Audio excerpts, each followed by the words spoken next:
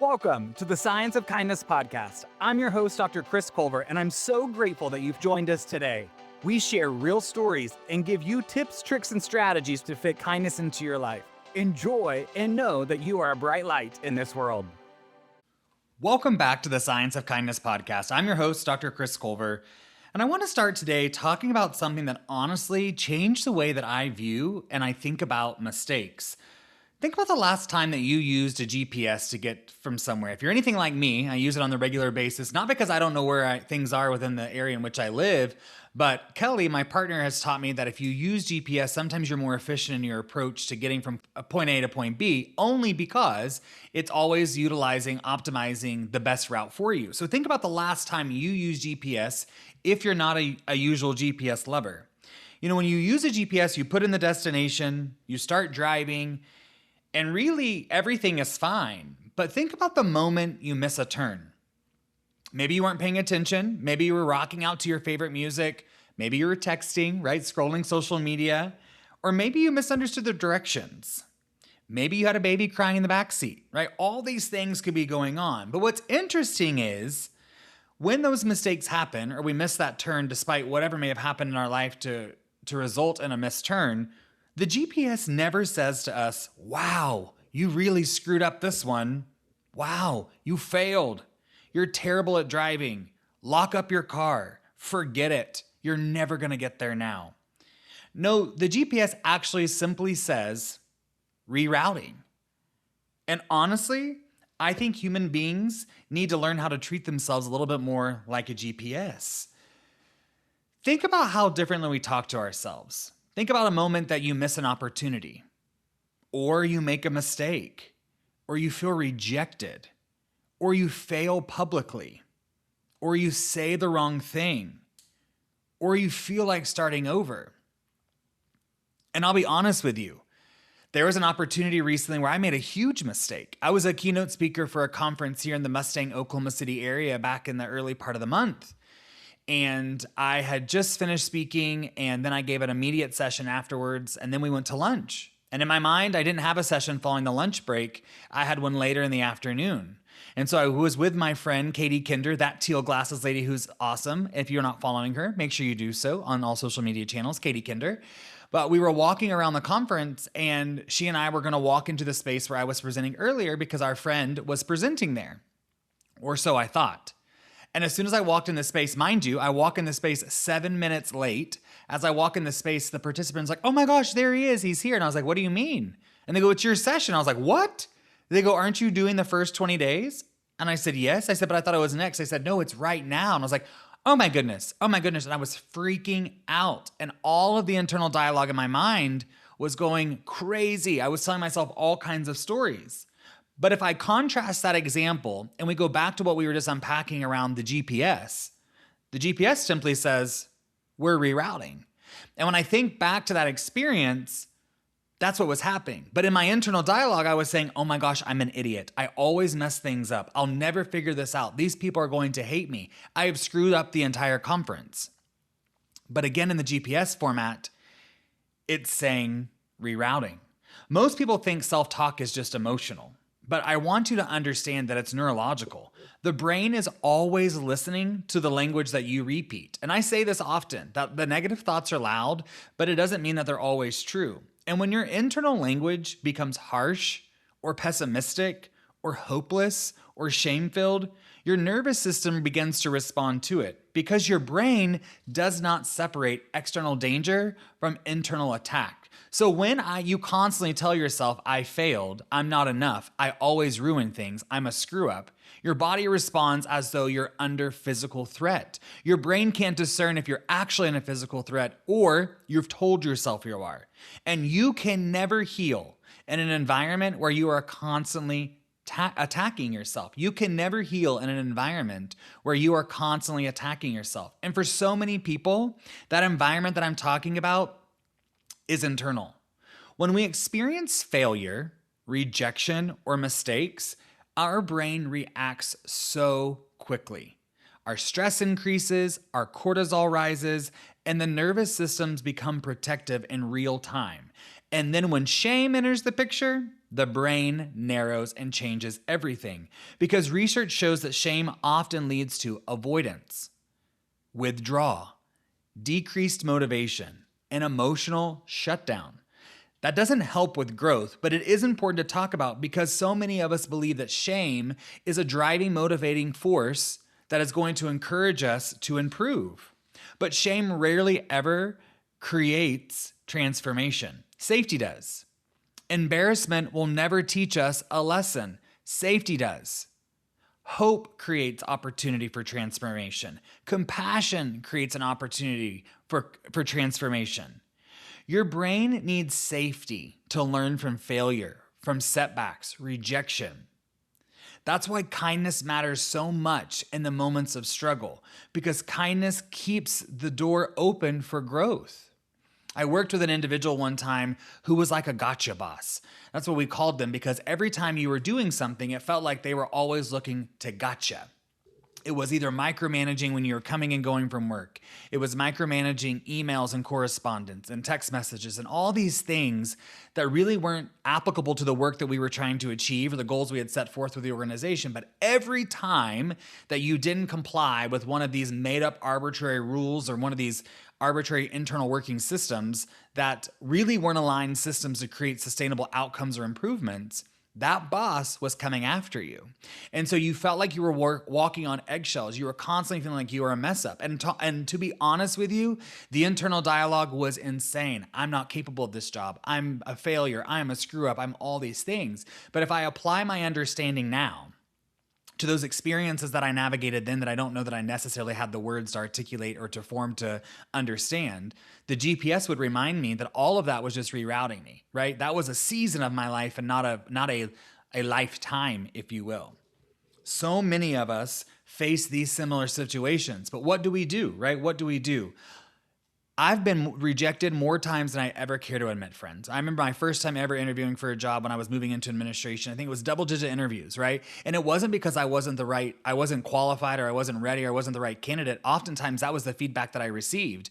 But as you know, when you're interviewing, you're going against internal applicants and external. And many times I would lose to an internal candidate or they would already have their mind made up around who they were going to hire. And I share in the book, Be the Light. If you haven't purchased your copy, it's available now. It just came out a couple weeks ago. But I share vulnerably about an experience where I was simply rejected for who I am. And when we think about rejection, so many of us have navigated that too. You didn't get the job. The relationship ended. The opportunity that was there disappeared. And immediately our brains go to saying, I'm not enough. I'm not qualified. I'm not this, right? But what if we reframe this rejection as simply redirection? What if the timing wasn't right? The environment wasn't healthy. The path wasn't aligned. It wasn't the door for us. The GPS doesn't panic when the route is changed. It adapts, it modifies, it goes with the flow. And I know that setbacks require us to shift because we think we were making progress, but then all of a sudden in real time, burnout happens. Life happens. Grief and death have taken place. Stress has become rampant and overridden parts of our lives, and suddenly we feel behind. And it's not because we're actually behind. Our lives were never meant to unfold at the same level of somebody else's. Just because somebody else is getting married and having a baby and landing their dream job or buying a house or whatever it may be, doesn't mean that our lives are supposed to look the exact same way. And social media doesn't help. We're constantly comparing our lives to somebody else's highlight reels. People are not putting out the doom and gloom and the realities of life on their social media. And so maybe the GPS would remind us that we're not failing, that maybe life is rerouting us for something that we still need to learn, that we need to grapple with, that we can improve upon and that we can grow through. And I think oftentimes we tie ourselves to rejection or shame, and then we embody that as our identity.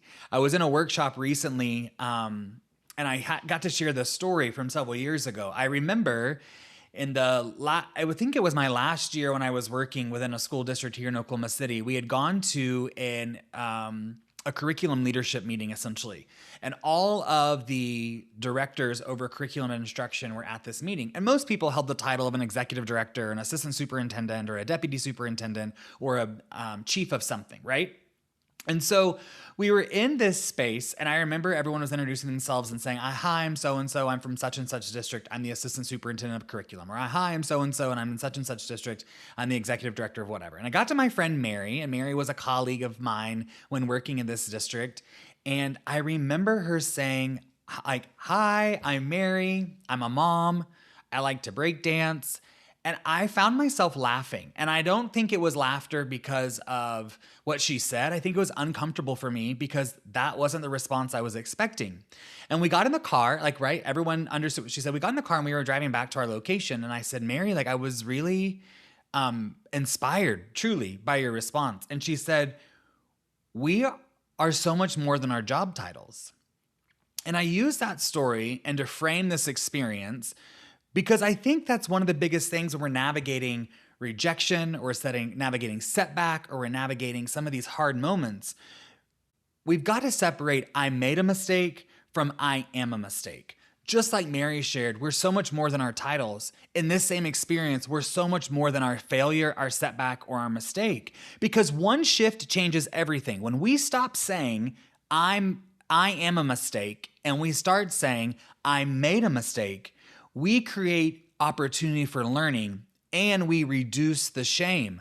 When we focus on internalizing I am a mistake, which isn't true, which is not true, my sweet friend, if that's what we internalize, the other's creating shame and that's sending all the threat signals off into your brain. And I know to some of us, these words might seem silly, but there is neurological research that supports the language that we use towards ourselves does become the wiring of our brain over time. So we must be mindful of these things. So I want to pause here for just a moment. Where in your life have you labeled yourself a failure? What if in that moment you weren't failing, but you were actually being rerouted? And what would grace sound like to yourself in this moment of realization? This is often where kindness becomes incredibly transformational. And I don't want you to think that I'm being toxic positivity by saying that kindness ignores mistakes, but kindness changes how we respond to these mistakes. Kindness allows us to learn from it. Kindness encourages us to adjust our perspective and to see it from a different lens. And kindness encourages us to grow from it and through it. But we can never destroy ourselves because of it. The way we speak to ourselves lights up the most neural pathways in our brain if we're using self-compassion. But the other sends threat responses to our brain. So kindness is never pretending that everything is okay. It's believing that mistakes are survivable and it's giving you a step forward. For me, I have to think about that kindness is people who light you up and fill you up, right? It's people who bring you energy, love, and light, not the people who drain you and that wear you out. When people feel seen, safe, hopeful, supported, and respected, the brain stays open, and openness creates growth. So if you're around people who have similar understanding, have similar energy, who are positive, who are uplifting, who are asking you questions, who are pushing you, who are holding you accountable with high expectations, embodied with compassion, love, and light and grace, those are your people. But if you leave someone and you feel exhausted, worn down, tapped out, stressed out, maxed out, exhausted, emotional, after you're in their space, I encourage you to reflect and ask, are they filling me up or are they draining me? Because when you operate with people who are kind to you in the same way you're kind to yourself, that changes everything. So I want to give you a framework today. The next time something goes wrong, friend, instead of asking what is wrong with me, I encourage you to ask what happened. What can I learn here? What direction do I want to go now? And then say the word rerouting. So let's walk through that. In the moment, we can identify what happened, right? We're not going to be emotional in our response to identify what happened. We're going to be factual. We're going to name the thing. This happened. Then what can I learn from here? Because every wrong turn teaches us something. And I want to be clear here. When we're reflecting to identify what could I learn here, sometimes it's not going to happen in the immediate, right? Sometimes it's going to take a couple days of reflection or a couple hours of reflection to identify what was the learned outcome. What was the thing that we learned there, right? And then the next question we ask ourselves, what direction do I want to go now? Not where you are, not what's in the present, but how do you go forward? What's the next place you want to go? And then, just like that GPS, we use the word rerouting because we're not failing. We're not broken. We are simply rerouting. I'll share a personal story with you that there was an opportunity when I was an assistant principal within the district where I worked that I had been contacted to interview for a transformational head school principal position. And I was really excited. I remember the day that it happened. I was in the career fair in the high school gymnasium, and one of the instructional leadership directors, the executive directors of principals essentially, had come up to me and said, "Hey, I'm so excited that you have put your name in the hat for the transformation principal." I said, "Oh my gosh, I'm so excited. This has been my experience." And so we had a great conversation on the gym floor. Well, several days have gone by, and I got a phone call, and my interview had been scheduled. And I had walked into the interview, and it was the most interesting interview of my entire life. When I got there, they gave me 30 minutes to respond to 2 written questions and had given me space to plan all these things out. And then I walked into a room, and there were probably 15 people around the table, and there was one gentleman at the end and all these other people on the other side and around. And the gentleman told me that during this interview process, I was not to communicate or look at any other individuals in the space, only him. And then one of the individuals piped up and said we would just be taking copious notes during the interview. What it seemed like for 4 hours, I was interviewed by this individual about what I would do in these respective roles. And so it seemed like a long time had gone by, and I left and I felt uneasy. There was no energy exchange in the space. There were no facial expressions. There were none of these times, right? And months had gone by, days had gone by after this point, and days had gone by, months had gone by at this point, and I remember receiving a phone call from one of the individuals on the interview team and said, "Hey, you were not selected. The deputy superintendent of the district will be sending you feedback about your interview and how you can get better." I was like, "Great, that's what it's all about, is feedback and growing." Well, friends, this was before the pandemic in 2020. And as I said here in 2026, I have never heard back from that individual. I never received feedback from my interview, and no one followed through with the things that they said. And I share this vulnerably with you because in that moment, I felt like I had made a mistake by interviewing or shared something incorrectly when I didn't land the position. And all of a sudden, the shame spiral started happening.